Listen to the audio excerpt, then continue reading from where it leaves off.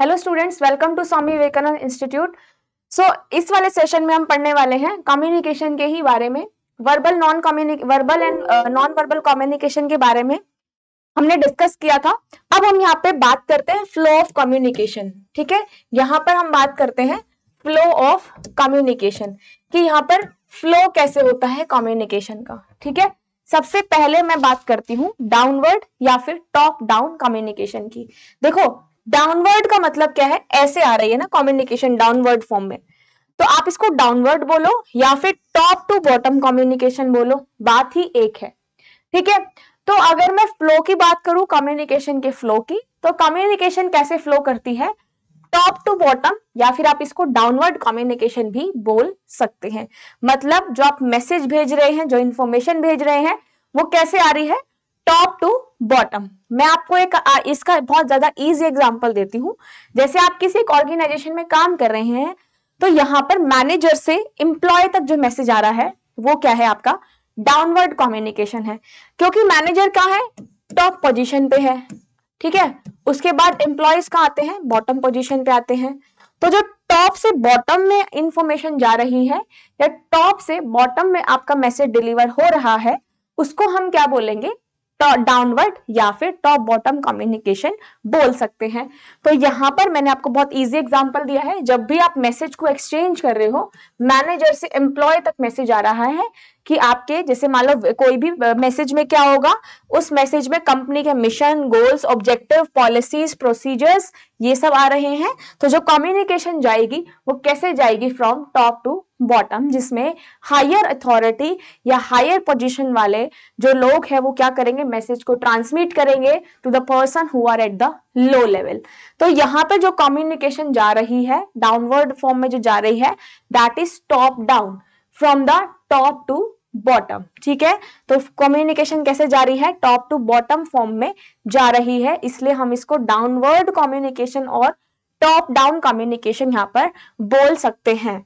तो ये जो फॉर्म है, ये जो आपका डाउनवर्ड कम्युनिकेशन है, ये ओरल कम्युनिकेशन भी हो सकता है, फेस टू फेस कन्वर्सेशन हो सकती है, इसमें मीटिंग्स, स्पीच, कॉन्फ्रेंसेस, ये सब आ सकते हैं। और अगर इसमें मैं रिटर्न कम्युनिकेशन की बात करूं, तो handbook, notices, circular, digital news, display, warnings, ये सब किस में आ सकती है, डाउनवर्ड कम्युनिकेशन में आ सकता है। Now this type of communication suffer from various shortcomings. अब इसमें बहुत सारे आपके पास डिसएडवांटेजेस भी हो सकते हैं, जैसे मैसेज फिल्ट्रेशन। ठीक है, मैसेज आपके पास अच्छे से नहीं पहुंच पा रहा है। मतलब अगर मैं डाउनवर्ड कम्युनिकेशन की बात करूं, तो मैसेज कैसे जा रहा है, टॉप टू बॉटम में मैसेज यहां पर डिलीवर हो रहा है, राइट। अब जो मैसेज टॉप टू बॉटम में आ रहा है, तो यहाँ पर फ्लो कैसे जा रहा है, टॉप से बॉटम में जा रहा है। अब टॉप से जो बॉटम में जा रहा है, उसमें जो मैसेज है वो आपका ओरल फॉर्म में भी हो सकता है और रिटर्न फॉर्म में भी मैसेज हो सकता है। बट जो यहाँ पर आपकी डिलीवरी ऑफ मैसेजेस है, जो आप मैसेज को डिलीवर कर रहे हो, या वो ओरल में हो चाहे वो रिटर्न फॉर्म में है, उसमें आपका मैसेज फिल्ट्रेशन हो सकता है। दूसरा, मैसेज फिल्ट्रेशन के साथ साथ यहाँ पर मिसअंडरस्टैंडिंग, कंफ्यूजन भी हो सकती है, मैसेज डिस्टोर्ट भी हो सकता है। डिस्टोर्शन मतलब आपका यहाँ पर मैसेज में नॉइस भी आ सकता है, मैसेज अनक्लियर हो सकता है, या फिर मैसेज ओवरलोड हो सकता है। तो ये है आपका डाउनवर्ड कम्युनिकेशन, जिसमें कम्युनिकेशन कैसे जा रही है, फ्रॉम टॉप टू बॉटम, और आप इसको डाउनवर्ड कम्युनिकेशन भी कह सकते हैं। नाउ अगर मैं अपवर्ड की बात करूं, it is the opposite of downward communication. Upward में कैसे जा रही है, नीचे से ऊपर की तरफ जा रही है। ठीक है, कैसे जा रहा है, यहां से बॉटम टू टॉप, तो आप इसको बॉटम टू टॉप कम्युनिकेशन बोल सकते हो, या फिर अपवर्ड कम्युनिकेशन भी बोल सकते हो, क्योंकि कम्युनिकेशन कैसे जा रहा है, ऊपर की तरफ जा रहा है।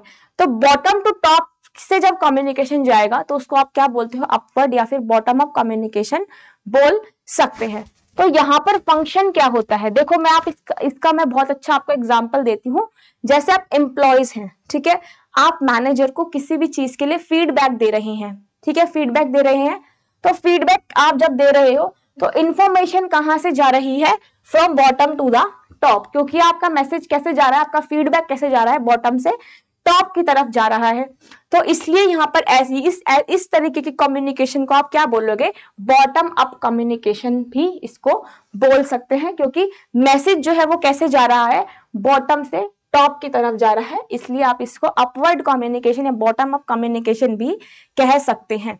मेन फंक्शन क्या होता है, इंफॉर्मेशन को सप्लाई करना अपर लेवल से, ठीक है, that what is happening at the lower level. जैसे आपने बॉटम लेवल पे यहाँ पर कौन है, एम्प्लॉयज हैं, ठीक है, तो एम्प्लॉयज ने क्या दिया, यहाँ पर फीडबैक दिया टू द मैनेजर। तो आपकी जो कन्वर्सेशन है या जो आपका कम्युनिकेशन है वो कैसे जा रहा है, from bottom to the top. तो यहां पर फ्लो ऑफ कम्युनिकेशन कैसे होता है, that goes from the subordinate to the superior authority. Subordinate आपके एम्प्लॉयज हो गए और सुपीरियर अथॉरिटी पे कौन हो गया, डायरेक्टर हो गया, मैनेजर हो गए, कंपनी का सीईओ हो गया। That is upward and bottom communication. तो डिफरेंस क्या है डाउनवर्ड और अपवर्ड में, डाउनवर्ड में आपका टॉप टू बॉटम कम्युनिकेशन होता है फ्लो, एंड इसमें अगर आप बॉटम अप या अपवर्ड की बात करो तो यहां पर कम्युनिकेशन का फ्लो कैसे जाता है, from bottom to the top, right. Now it suffer from the various limitation, इसमें भी कुछ लिमिटेशन होती है, जैसे long chain of command, lack of confidence and superior, fear of criticism, lack of common sharing. जैसे आप लोग एम्प्लॉय टू एम्प्लॉय आप बात कर सकते हो, आप शेयर कर सकते हो, बट जब आप एम्प्लॉय और अगर मैं टॉप लेवल पोजीशन की बात करूं तो वहां पे बहुत सारे लिमिटेशन हो सकते हैं। आप कॉन्फिडेंस फील नहीं करते मैसेज को डिलीवर करने में, क्यों, क्योंकि आपको फायर आउट भी वहां पे कर सकते हैं, उसका आपको डर रहता है, क्रिटिसिज्म का डर रहता है, ठीक है, आप बहुत सारी चीजें नहीं शेयर कर सकते। तो जो मैसेज ट्रांसमिट होता है वो आप ओरल मीडिया के थ्रू कर सकते हो, एम्प्लॉय टू एम्प्लॉय कर सकते हो, मीटिंग में कर सकते हो, ओपन डोर पॉलिसी होती है, ठीक है। रिटर्न कम्युनिकेशन आप कैसे कर सकते हो, रिपोर्ट फॉर्म में हो गए, लेटर हो गए, कंप्लेन हो गई, सजेशन। सजेशन अगर आप दे रहे हो, जैसे एम्प्लॉय है, ठीक है, अपने मैनेजर को सजेशन दे रहा है, तो वो भी कौन सी आपका आएगा, अपवर्ड या फिर बॉटम अप कम्युनिकेशन में ही आएगा, क्योंकि आप सजेशंस दे रहे हो, फीडबैक्स दे रहे हो, ये किस में आता है, अपवर्ड, क्योंकि कहां से जा रहा है आपका message, from bottom to the top. So this is the difference between downward communication and upward communication. You can see this table. सबसे पहले अगर मैं डाउनवर्ड कम्युनिकेशन की बात करूं तो कैसे आ रहा है डाउनवर्ड में, टॉप टू बॉटम यहाँ पर फ्लो हो रहा है मैसेज, इसलिए हम इसको क्या बोलते हैं, डाउनवर्ड कम्युनिकेशन बोलते हैं। But in the case of upward communication flow कैसे जा रहा है मैसेज का, फ्रॉम लो टू हाई, मतलब from bottom to top, bottom से यहाँ पे टॉप में मैसेज जा रहा है, तो कैसा फ्लो होगा, अपवर्ड कम्युनिकेशन का फ्लो होगा। ऑब्जेक्टिव क्या हो गए, इंफॉर्मेशन देना, इंस्ट्रक्शंस देना सब ऑर्डिनेट में।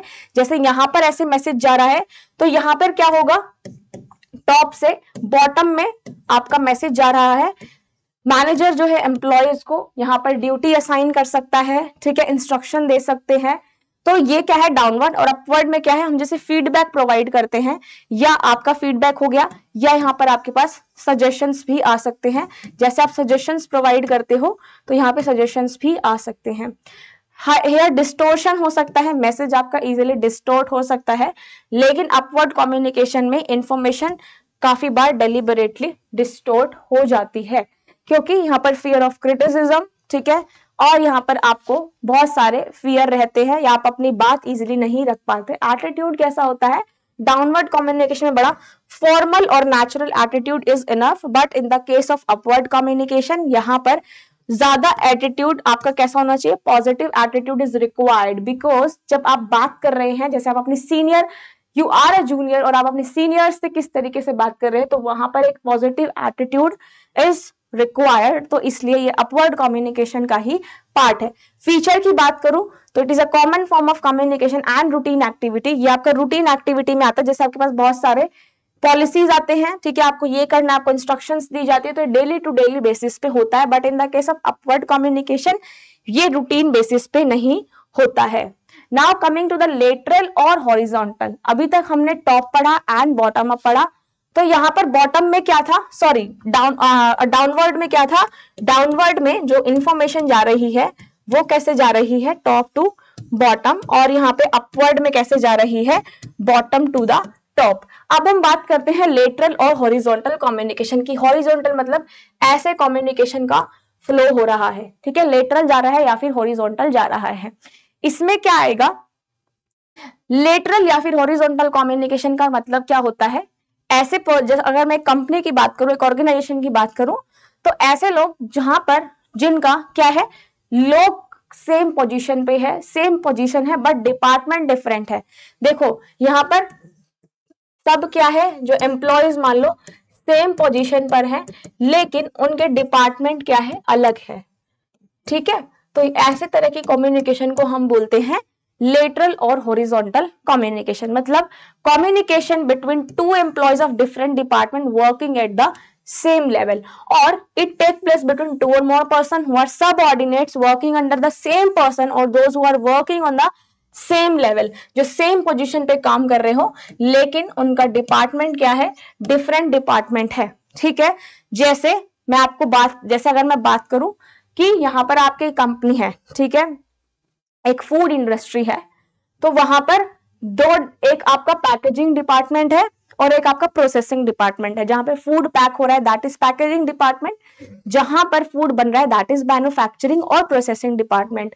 अब यहाँ पर दोनों के जो मैनेजर है, ठीक है, दोनों डिपार्टमेंट के जो मैनेजर है वो है तो सेम पोजीशन पे ना, तो जो वो कम्युनिकेशन करते हैं मैनेजर टू मैनेजर जो कम्युनिकेशन जारी है, बट उनका डिपार्टमेंट क्या है, डिफरेंट है। तो इस तरीके की कम्युनिकेशन को आप क्या बोलते हैं, हॉरिजॉन्टल कम्युनिकेशन बोलते हैं। ये इफेक्टिव कम्युनिकेशन है क्योंकि इसमें क्या है, आप इजीली बातचीत कर सकते हैं because the person is working at the same level, ठीक है। तो इसमें आपका इनफॉर्मल और फॉर्मल कम्युनिकेशन भी आ सकता है। Now coming next communication is diagonal और क्रॉसवाइज कम्युनिकेशन।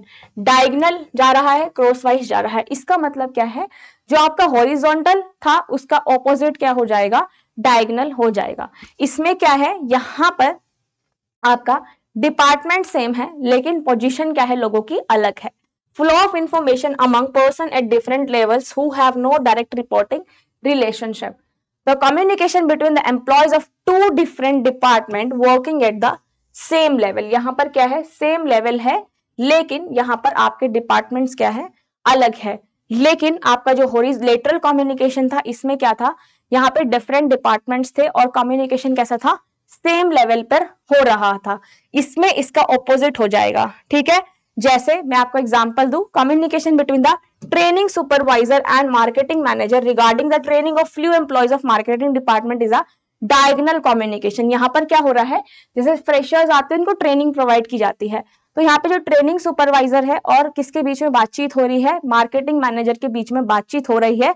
किस लिए कि जो एम्प्लॉयज आए उनको क्या देनी है, ट्रेनिंग देनी है। तो इस तरह की कम्युनिकेशन क्या होगी, डायगोनल कम्युनिकेशन होगा। तो यहाँ पे upward, downward, diagonal and lateral से यहाँ पर क्वेश्चन काफी बारी पूछा जाता है। अगर ये फ्लो हो जाता है कम्युनिकेशन का, if this flow is very much effective, जिसके पास मैसेज पहुंच रहा है वो बहुत इफेक्टिवली मैसेज पहुंच रहा है, तो लास्ट में क्या आता है, फीडबैक और इवेल्युएशन, जो कि कौन देता है, रिसीवर देता है, राइट। तो अब यहाँ पे जब हम फीडबैक की बात कर रहे हैं, इवेल्युएशन की बात कर रहे हैं, तो फीडबैक कब आएगा, जब यहाँ पर रिसीवर जो है वो रिस्पॉन्ड करेगा, रिसीवर जो है मैसेज को ट्रांसमिट करेगा।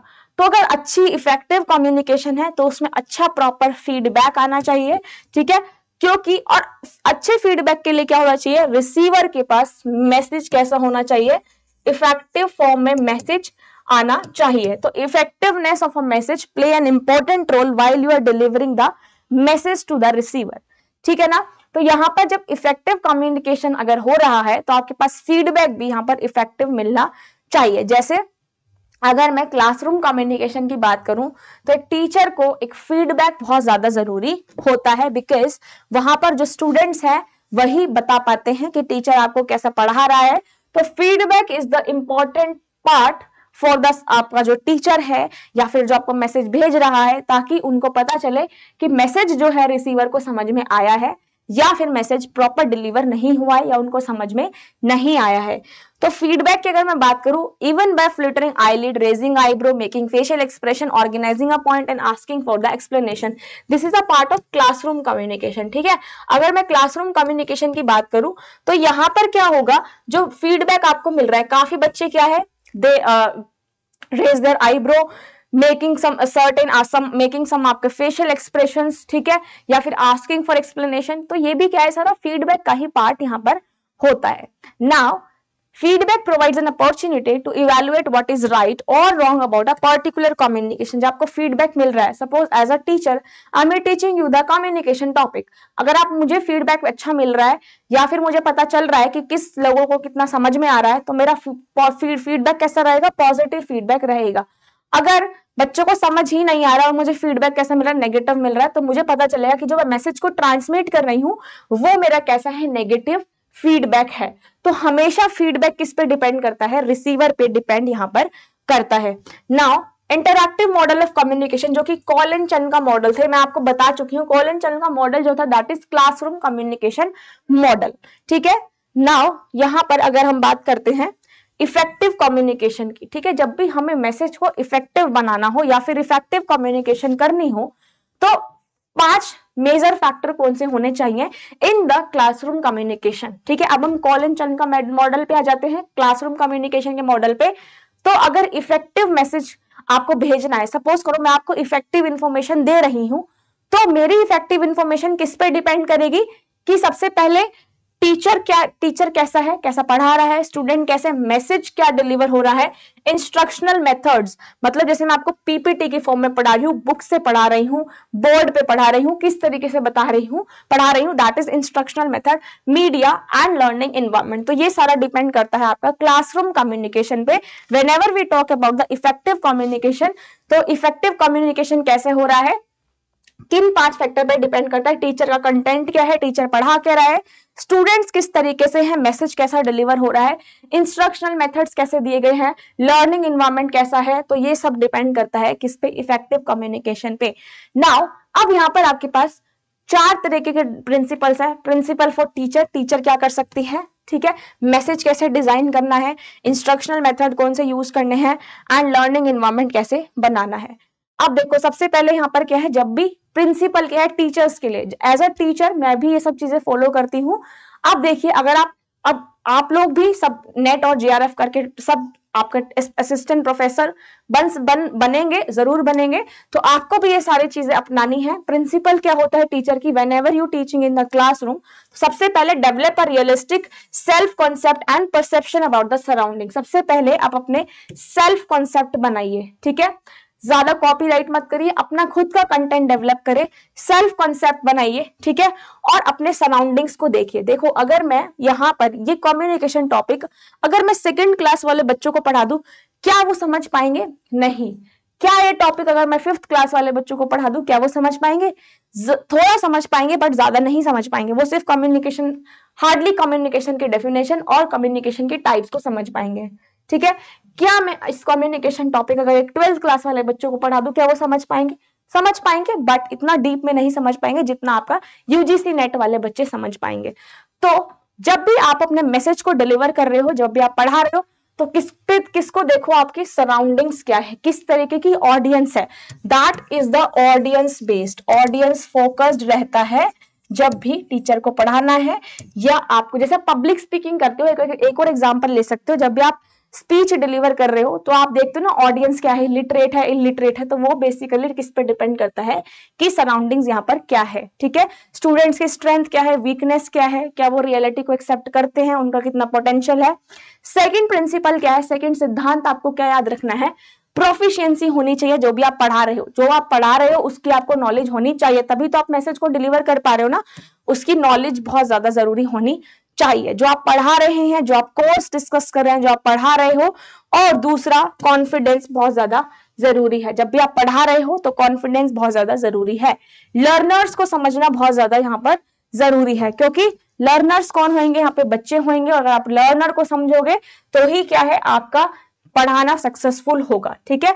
Information need to be collected about the previous knowledge, learning style, motivation and interest. जब आप पढ़ा रहे हो तो एज अ टीचर मैं क्या देखूंगी, स्टूडेंट कितनी उसको नॉलेज है, कितनी उसको प्रीवियस नॉलेज है, उनकी लर्निंग स्टाइल क्या है, कितना वो मोटिवेटेड है, कितना उनको इंटरेस्ट है पढ़ाई में, पढ़ने में। तो ये क्या है आपका understand the learner. Fourth principle आपको क्या याद रखना है, इफेक्टिव कम्युनिकेशन स्किल्स आपको रखनी है, मतलब कम्युनिकेशन स्किल्स अच्छी होनी चाहिए, चाहे वो वर्बल हो चाहे वो नॉन वर्बल हो, ठीक है।